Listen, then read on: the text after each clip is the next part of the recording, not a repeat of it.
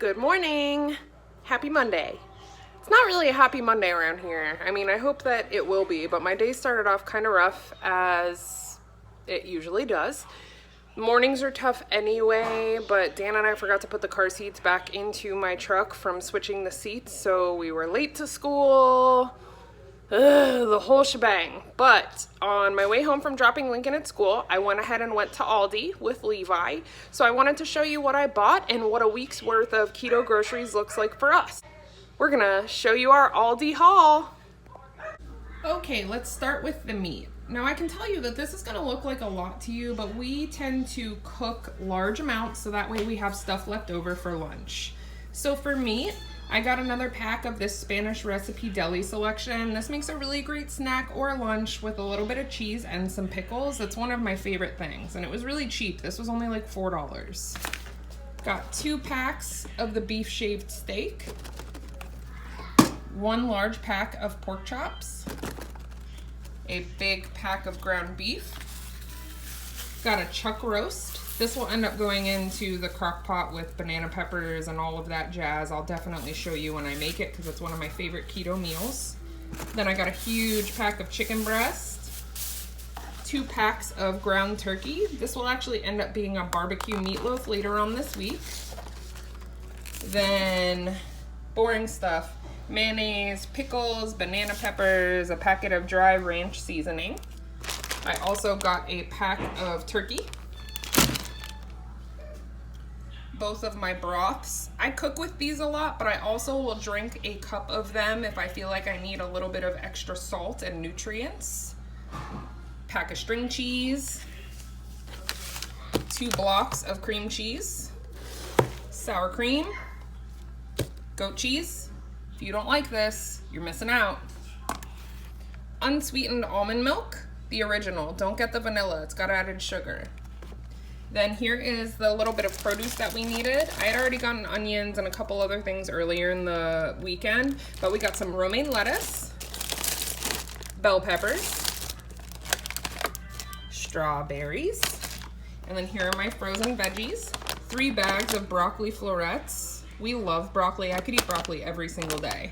Then not only did they have the regular riced cauliflower that we love, but they had a new one that is actually flavored. So it's a garlic and herb riced cauliflower. So I'm really excited to try this.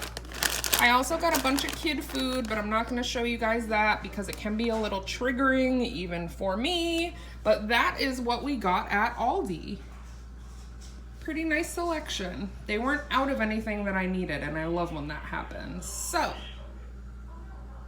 yum yum. Okay, so here's the deal. I have to work later on today. Jenny and I actually have a maternity shoot. So we're gonna go to the Springs and photograph a beautiful mama-to-be and her boyfriend. And I'm really excited about it because the Springs is one of the most magical places in all of Florida. We are actually centrally located to a bunch of different springs. So today we're gonna be at Deli Springs. Go ahead and Google it, it's worth it. So what I'm doing right now is I just put Levi down to nap. I am going to get started on dinner and make something that's gonna be really easy for Dan to reheat. It is a barbecue turkey meatloaf. It's going to be absolutely delicious. This is a recipe that I used to make, and the way that I made it was not keto friendly because it had breadcrumbs in it and all of that good stuff. But I have adapted it to be keto friendly, and I'm gonna show you how I make it. Now bear in mind, I do not have an extra set of hands to be able to show you how to do this, so I'm gonna do the best that I can flying solo without my handy husband helper.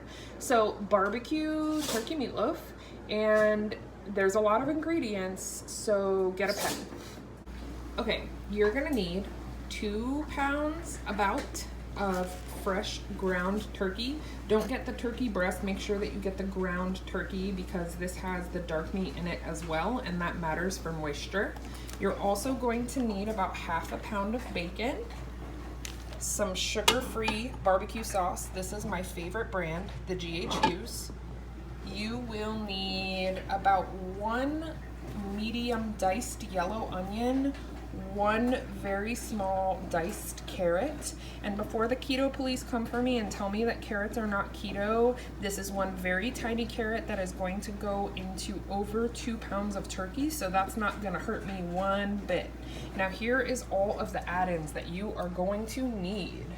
You will need a half a cup of almond flour. You will need a 1/4 cup of Parmesan cheese. You will need, let's see,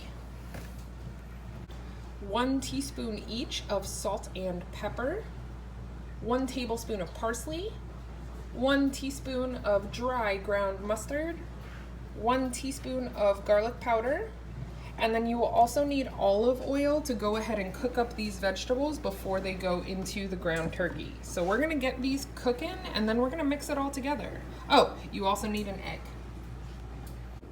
Okay, so I have a frying pan on a medium burner. Go ahead and preheat your oven to 350 degrees and line a very large baking sheet with parchment paper. Okay, so into a pan goes a splash of olive oil. You don't need much because it's just to cook the onion and the carrots before we put it into the ground turkey mixture. Okay, so into a hot pan goes the onions and the carrots. Oh, this is gonna be bad. Okay, so onions and carrots into the pan, and then we're gonna cook this for about 5 minutes. Okay, so once the onions and carrots have got some color on them and have cooked down a little bit, go ahead and add the tablespoon of parsley, stir it together, and then let it cook for another minute, and then pull this off the heat. Okay, while the onions and carrots are cooling, we're going to go ahead and add the rest of the ingredients into the meat mixture. That is 1 teaspoon of dry mustard, 1 teaspoon of garlic powder, a half a cup of almond flour, 1 lightly beaten egg,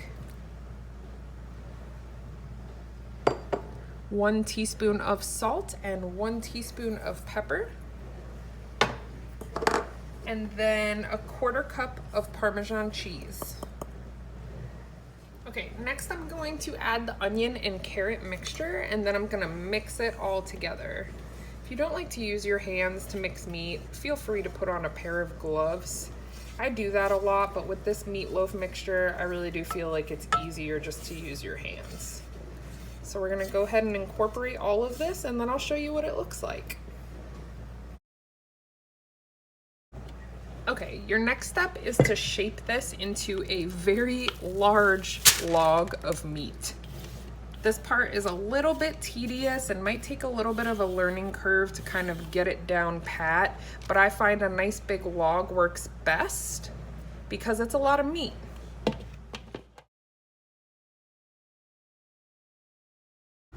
Okay, you definitely want to get this as uniform as possible so the cooking time doesn't vary from end to end. I've found that this long, it looks like a hoagie roll shape, works best for us. Next, we're gonna baste it with some G.H. Hughes sugar-free barbecue sauce. I'm using the original flavor today, but I really do like all of them.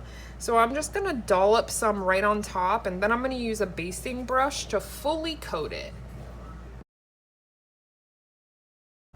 Okay, once you've basted it with the barbecue sauce, now we're gonna go ahead and wrap this puppy in bacon. That's right, we're wrapping it in bacon. You could skip this step if you wanted to, but I don't know why you would want to. Who doesn't love bacon? It's one of the best parts of eating a ketogenic diet.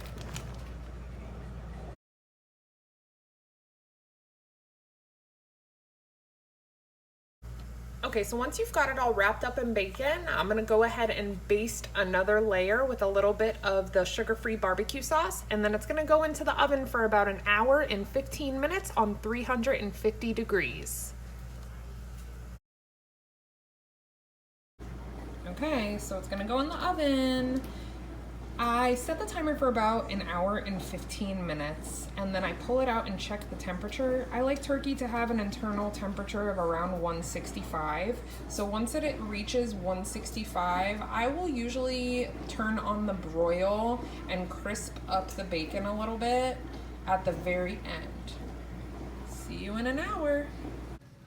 Oh my God. So I just pulled it out of the oven. It's a perfect 167 internal temperature. The bacon actually crisped up a little bit better than I thought it was going to, but I'm gonna go ahead and put it under the broiler for just a couple minutes and then it will be perfect. All right, I put it under the broiler for just about 3 minutes and now it's absolutely perfect.